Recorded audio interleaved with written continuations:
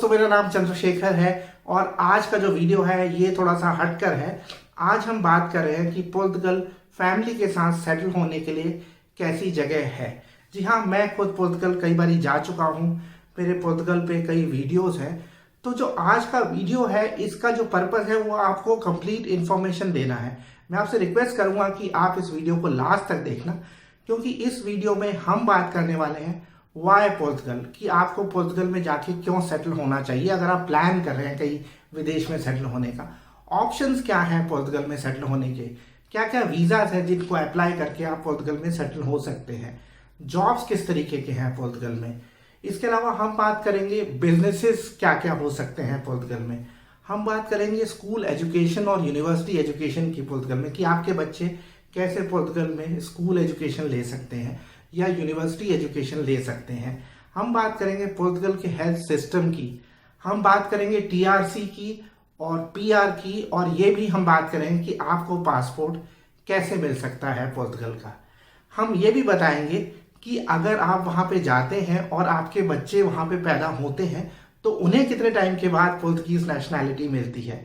मैं आपसे रिक्वेस्ट करूंगा कि आप हमारे YouTube चैनल को सब्सक्राइब कर दीजिए, क्योंकि ऐसी यूजफुल इंफॉर्मेशन मैं आपके साथ रेगुलर बेसिस पे शेयर करता रहता हूं। तो आज हम बात कर रहे हैं how is Portugal to settle with family. जैसा मैं पहले बता चुका हूं, मेरे पुर्तगाल के बारे में बहुत सारे वीडियोज हैं। देखिए, पुर्तगाल ग्लोबल पीस इंडेक्स के अनुसार दुनिया की सबसे सेफ कंट्रीज में से एक है। ग्लोबल पीस इंडेक्स में पुर्तगाल की रैंकिंग 3 है, यानी बहुत ही सेफ कंट्री है पुर्तगाल। अब अगर आप मैप में देखते हैं यूरोप के, तो पुर्तगाल जो है वो पश्चिमी किनारे पे है और अटलांटिक ओशियन टच करता है पुर्तगाल को।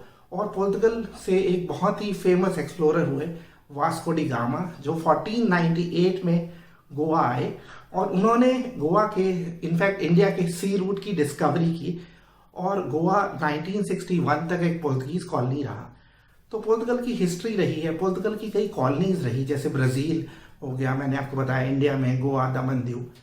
तो पुर्तगीज जो लोग थे इन्होंने बहुत कंट्रीज पे शासन किया और एक समय में बहुत ही पावरफुल कंट्री रहा है पुर्तगाल। पुर्तगाल यूरोपियन यूनियन में भी आता है और शेंगन जोन का भी हिस्सा है। तो यानी अगर आप पुर्तगाल में जाके बसते हैं तो आपको सबसे बड़ा एडवांटेज क्या है कि आप ईयू में कहीं पे भी ट्रैवल कर सकते हैं बिना वीज़ा के।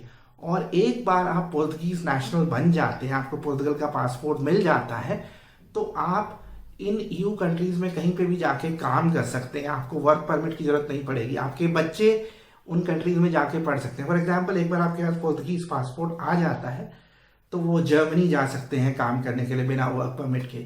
उनको फीस वही देनी पड़ेगी जो यूरोपियन सिटीजन्स को देनी पड़ती है। उनको बहुत सारी स्कॉलरशिप्स मिल सकती हैं। ये बहुत सारे एडवांटेजेस हैं पुर्तगाल के। अब अगर हम बात करते हैं कि ऑप्शंस क्या क्या हैं पुर्तगाल में सेटल होने की, देखिए अगर हम बात करते हैं तो वीज़ा बहुत सारे हैं। जैसे एक E3 वीज़ा है जो इंडिपेंडेंट एक्टिविटी के लिए होता है, एक D1 वीज़ा है जो सबऑर्डिनेटेड प्रोफेशनल एक्टिविटी के लिए होता है, कि आप कहीं पे काम करने जा रहे हैं किसी के अंडर। ऐसे ही D2 वीज़ा है जो है अगर आप कोई अपना बिजनेस शुरू करना चाहते हैं। ऐसे ही D3 वीज़ा है जो टीचिंग या हाईली स्किल्ड एक्टिविटी के लिए मिलता है। ऐसे ही D4 वीज़ा है। D4 वीज़ा तब मिलता है जब आप पढ़ने के लिए जाते हैं, 1 साल से ऊपर के कोर्स के लिए या रिसर्च करने के लिए। ऐसे ही D6 वीज़ा है फैमिली रीयूनिफिकेशन के लिए, और D7 वीज़ा है जो है ऐसे लोगों के लिए जिनकी पैसिव इनकम है, रिटायरमेंट इनकम है और जो पीसफुल लाइफ चाहते हैं, उनके लिए D7 वीज़ा है। तो D7 वीज़ा पे भी मेरा एक वीडियो है, D6 पे भी है, इसके अलावा D2 पे भी है। तो ये वीडियोस आप देख भी सकते हैं, उसमें पूरी डिटेल्ड इन्फॉर्मेशन है। तो ये सारे वीज़ाज के थ्रू आप पुर्तगाल में जा सकते हैं। एक और जो सबसे आसान रास्ता है, हम उसकी भी बात कर लेते हैं, टूरिस्ट वीज़ाज। पुर्तगाल के लॉ में ये प्रोविजन है कि आप टूरिस्ट वीज़ा पे भी पुर्तगाल में जाके सेटल हो सकते हैं। यानी अगर आपके पास कोई शेंगन विजिटर वीज़ा है, वैसे अभी शेंगन विजिटर वीज़ाज बंद हैं, तो आप उसके बेसिस पे भी पुर्तगाल में जाके सेटल हो सकते हैं। वो एक लंबा प्रोसेस है, उस पर हम कभी अलग से बात करेंगे। वैसे बहुत सारे और यूट्यूबर्स ने वीडियोस बनाए हैं, तो वो आप देख सकते हैं। अब अगर हम बात करते हैं कि पुर्तगाल में जॉब्स कौन सी हैं, देखिए पुर्तगाल में जो जॉब्स हैं वो आईटी एनेबल्ड इंडस्ट्री में है, आईटी इंडस्ट्री में है। उसके अलावा एग्रीकल्चर में जॉब्स हैं, टूरिज्म में भी जॉब्स है, लेकिन एक्चुअली पेंडेमिक का सबसे बुरा असर टूरिज्म पे पड़ा है। इसके अलावा अगर आप होटल इंडस्ट्री में हैं, जैसे शेफ़ हैं, तो जॉब्स हैं। कंस्ट्रक्शन इंडस्ट्री में जॉब्स हैं। देन लॉजिस्टिक्स या ड्राइविंग में जॉब है। अगर आप फैक्ट्री वर्कर हैं तो वो जॉब्स हैं आपके लिए। टेक्नीशियंस के लिए जॉब्स हैं। तो जॉब्स हैं पोर्तुगल में, क्योंकि होता क्या है, पोर्तुगीज लोग जो हैं वो काम करने के लिए और कंट्रीज में चले जाते हैं। पोर्तुगल में अगर हम इनकम लेवल्स कंपेयर करें और कंट्रीज से तो थोड़े से कम है, इसलिए पोर्तुगीज लोग काम करने के लिए स्विट्जरलैंड चले जाते हैं, लग्जमबर्ग चले जाते हैं। इसलिए पोर्तुगल में जो स्किल्ड वर्कर्स हैं या जो अनस्किल्ड वर्कर्स हैं, सेमी स्किल्ड वर्कर्स हैं, उनकी कमी है। मैं इनफैक्ट जब पोर्तुगल गया हूँ कई बारी, तो मैंने देखा कि ऊबर ड्राइवर भी बहुत सारे इंडियंस और नेपलीज मुझे मिले हैं। अब अगर हम बात करते हैं कि फैमिली के लिए पोर्तुगल कैसा है, देखिए पोर्तुगल बहुत सेफ कंट्री है, मैं बता चुका हूँ। ग्लोबल पीस इंडेक्स में पोर्तुगल की जो रैंकिंग है वो नंबर 3 है सेफ्टी में। बच्चों के लिए बहुत अच्छी जगह है। एजुकेशन फ्री है, जी हाँ, एजुकेशन फ्री है 12th क्लास तक। और आमतौर पे बच्चे स्कूल जाना शुरू करते हैं जब वो 6 साल के होते हैं, और 18 साल की एज में वो अपनी 12वीं की परीक्षा देते हैं, मतलब 12वीं पास कर लेते हैं। और जो स्कूल टर्म है वो पोर्तुगल में सितंबर में शुरू होता है। जैसे इंडिया में अप्रैल में नया टर्म शुरू होता है, अगर हम आमतौर पे जो हमारे स्कूल्स होते हैं उनकी बात करें तो पोर्तुगल में नया टर्म सितंबर में शुरू होता है। एजुकेशन टोटली फ्री है, पब्लिक एजुकेशन। और आप जैसे ही सपोज करिए पोर्तुगल में एंटर करते हैं, आप सिर्फ अपने पासपोर्ट या आईडी के बेसिस पे आप पोर्तुगल में अपने बच्चों को स्कूल में एनरोल कर सकते हैं। अब जहाँ तक हम हेल्थ सिस्टम की बात करते हैं, हेल्थ फैसिलिटीज़ भी बहुत अच्छी हैं। और इनफैक्ट अगर आप पीआर या सिटीजन हैं तो आपको फ्री हेल्थ सर्विसेज मिल सकती हैं। हाँ, अगर आप जब तक सिटीजन नहीं है तब तक आपको इंश्योरेंस खरीदना पड़ेगा। इंश्योरेंस प्रीमियम भी बहुत ज़्यादा नहीं है, तो ये बहुत ज़्यादा फ़ायदा है। और एनवायरनमेंट बहुत साफ़ सुथरा है, पॉल्यूशन नहीं है पोर्तुगल में अगर हम बात करते हैं तो। अब अगर हम बात करें कि पोर्तुगल में पासपोर्ट कितने टाइम के बाद मिलता है, या पीआर कितने टाइम के बाद मिलता है, या टीआरसी कितने टाइम के बाद मिलती है। देखिए, अगर आप टूरिस्ट वीज़ा वाला रूट लेंगे तो टीआरसी मिलने में आपको 18 महीने तक लग सकते हैं। अगर आप जैसे D2 या D7, इसमें 3-4 महीने के अंदर आपको तीन महीने के अंदर आपको आमतौर पे वहाँ की टीआरसी मिल जाएगी। अब पोर्तुगल में क्या है, देखिए पोर्तुगल क्यों इमिग्रेशन को एनकरेज कर रहा है। पोर्तुगल बहुत सालों से इमिग्रेंट्स पोर्तुगल में आके रह रहे हैं। इनफैक्ट जो करंट प्राइम मिनिस्टर हैं पोर्तुगल के, उनके ग्रैंडफादर गोवा से थे। तो पोर्तुगल इमिग्रेंट्स को लेके बहुत वेलकमिंग कंट्री रहा है। और पोर्तुगल को यंग लोग चाहिए, ऐसे लोग चाहिए जो टैक्स पे कर सकें।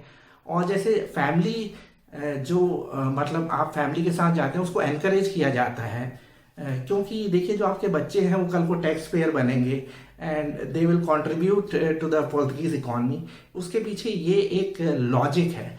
अब अगर हम पोर्तुगल में ये देखें कि औसत आयु कितनी है, पोर्तुगल में औसत आयु 82 है। 82 years is like average life expectancy at birth. India में वो आज की डेट में 69 है। अगर हम बात करते हैं लिटरेसी रेट की, पोर्तुगल का लिटरेसी रेट 97% है, इंडिया का 75% है। और अगर हम बात करें, जैसे मैं स्कूल एजुकेशन की बात कर चुका हूँ, यूनिवर्सिटीज़ भी अच्छी हैं, फीस बहुत कम है। इनफैक्ट अगर एक बार आप पोर्तुगीज नेशनल बन जाते हैं तो स्कॉलरशिप अपॉर्चुनिटीज़ बहुत हैं।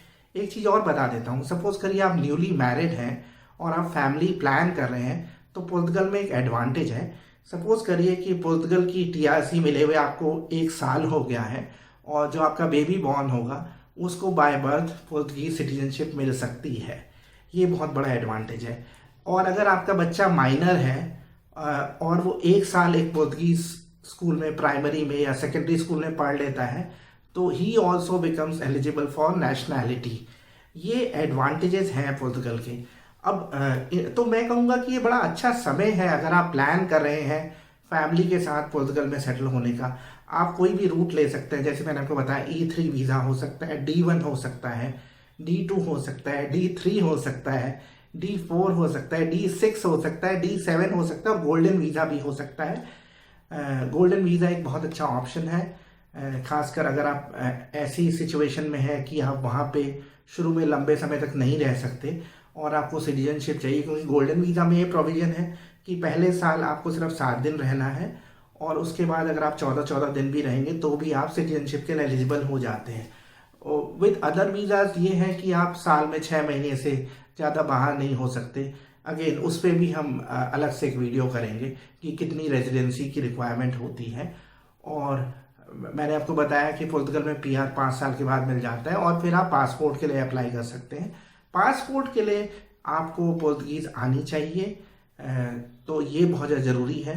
इसलिए मैं सजेस्ट करूँगा कि अगर आप बहुत सीरियस हैं पुर्तगाल में सेटल होने के बारे में तो आप पुर्तगीज़ सीखना शुरू कर दीजिए, उसमें डिले मत करिए, क्योंकि अभी एक अच्छा समय है। हो सकता है कि आने वाले टाइम में पुर्तगाल में भी वैसे ही लाइन लगने लग जाए जैसे और कंट्रीज, फॉर एग्जांपल कनाडा में लग रही है। तो उससे पहले मैं सजेस्ट करूंगा कि आप अगर कंसीडर कर रहे हैं किसी ऐसी कंट्री में माइग्रेट होने का जो सेफ है और जहाँ पे एनवायरनमेंट अच्छा है, तो आप आज ही एक्ट कर सकते हैं। अगर आपके कोई सवाल हैं तो आप मुझसे पूछ सकते हैं। आप स्क्रीन पे मेरा व्हाट्सएप नंबर देख रहे हैं। अगर आपको पर्सनल एडवाइस चाहिए तो आप मेरे साथ कंसल्टेंसी सेशन बुक कर सकते हैं। मैं जाते हुए दोबारा से रिक्वेस्ट करूंगा कि हमारे यूट्यूब चैनल को सब्सक्राइब कर लीजिए, क्योंकि मेरा एक्चुअली गोल ये रहता है कि मैं आपको 100% जेन्युइन इन्फॉर्मेशन प्रोवाइड कर सकूं। Thank you very much.